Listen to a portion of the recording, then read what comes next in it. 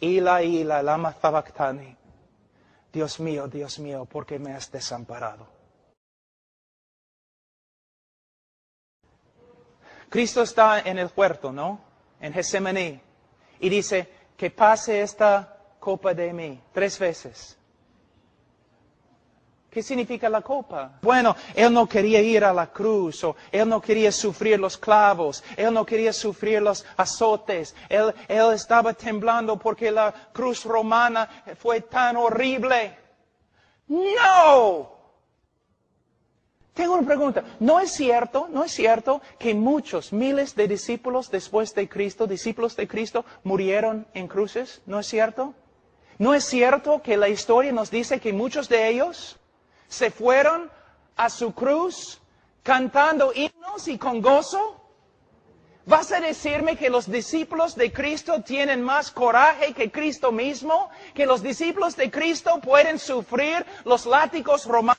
Y los discípulos de Cristo pueden morir en la cruz cantando himnos, pero el capitán de nuestra salvación está en un huerto escondiéndose, orando con angustia, que pase esta copa de mí. ¿Tú de verdad crees que Cristo tenía miedo de una cruz? ¿De clavos? Pero es lo que predicamos, ¿no? Es un evangelio romántico. Cristo el mártir. Cristo no tenía miedo de los romanos, ni del látigo, ni de la corona. Estudia la Biblia con una concordancia, busca la palabra copa. Voy a resumir todo lo que los profetas dicen acerca de la copa de Jehová. Jehová básicamente diciendo, por causa de la iniquidad de las naciones, por causa de su rebeldía, yo voy a darles la copa de mi ira. Ellos van a tomar la copa y van a morir. Y en la cruz, Cristo no tenía miedo de clavos. Él sabía que en la cruz Él iba a llevar nuestro pecado, iba a estar separado de la presencia de su Padre, y todo el enojo, todo el aborrecimiento, toda la ira de Dios que nosotros debemos sufrir por toda la eternidad en el infierno, Cristo iba a sufrir. ¿No has leído? Mas quiso quebrantarlo, Jehová quiso quebrantarlo. Alguien tenía que morir aplastado, quebrantado bajo la ira de Dios, separado de la presencia favorable de Dios. Allí es el evangelio, allí se encuentra el poder de la cruz. En la cruz Dios quebrantó, derramó su ira sobre su propio Hijo para salvarte a ti de su ira. Alguien tenía que morir así. Desde el comienzo de la creación y antes de la creación, Dios el Padre, Dios el Hijo, Dios el Espíritu Santo existieron en un compañerismo absolutamente perfecto y lleno de gozo.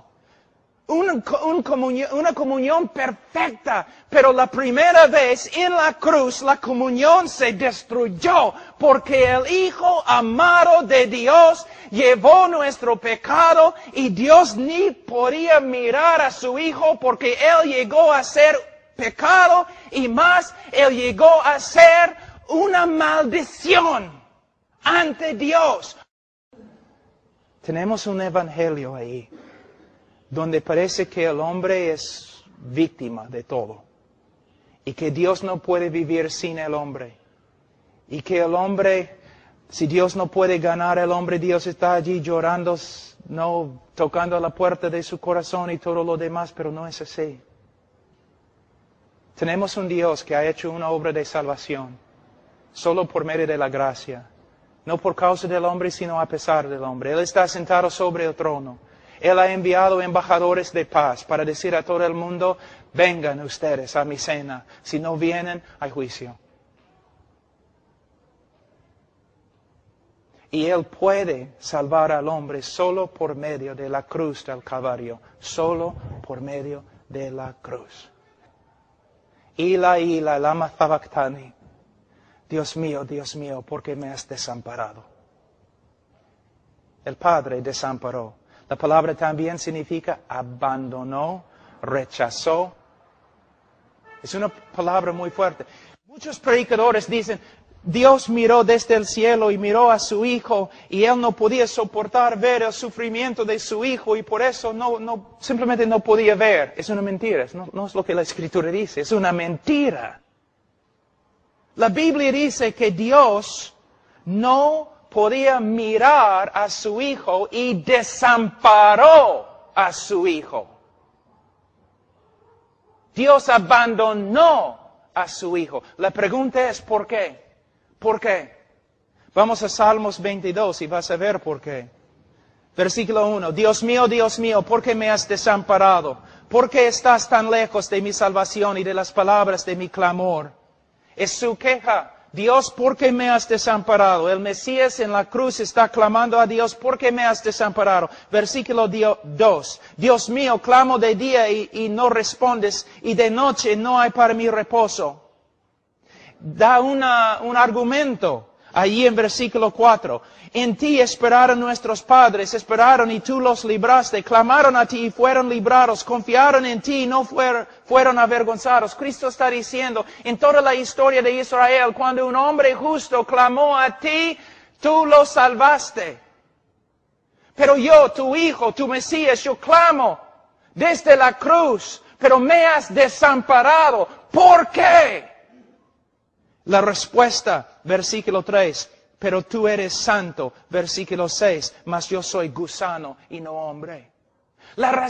Dios desamparó a su Hijo en la cruz, porque en la cruz su Hijo Santísimo llegó a ser pecado, la cosa que Dios aborrece y condena.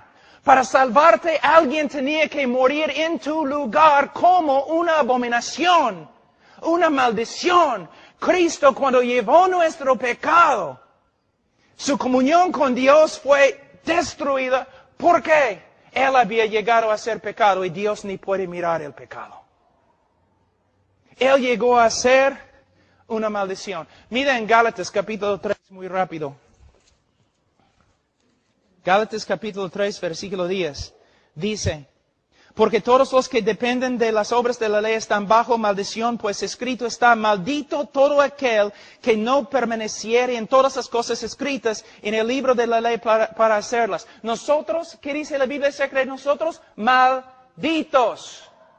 Malditos ante Dios por causa de nuestro pecado. Pero ¿qué pasa? Versículo 13, Cristo nos redimió de la maldición de la ley, hecho por nosotros maldición. Cristo llevó nuestro pecado. Todo el aborrecimiento y enojo de Dios contra nosotros fue dirigido a Cristo. Como la serpiente en el desierto. Como el cabrío. Los judíos salían, pusieron las manos sobre el cabrío, simbólicamente, ¿no? Pasando su pecado, el pecado del pueblo, sobre el cabrío. Un cabrío muere, el otro cabrío sale fuera de las puertas de la ciudad, cortado de la comunión con Dios y el pueblo de Dios. Salió al desierto para morir. Para salvarte. Tú mereces pasar toda la eternidad fuera de la presencia favorable de Dios en el infierno. Para salvarte, alguien tiene que morir bajo la ira de Dios, cortado de la presencia favorable en tu lugar. Es lo que Jesús hizo. Abraham tenía que llevar su único hijo y sacrificarlo.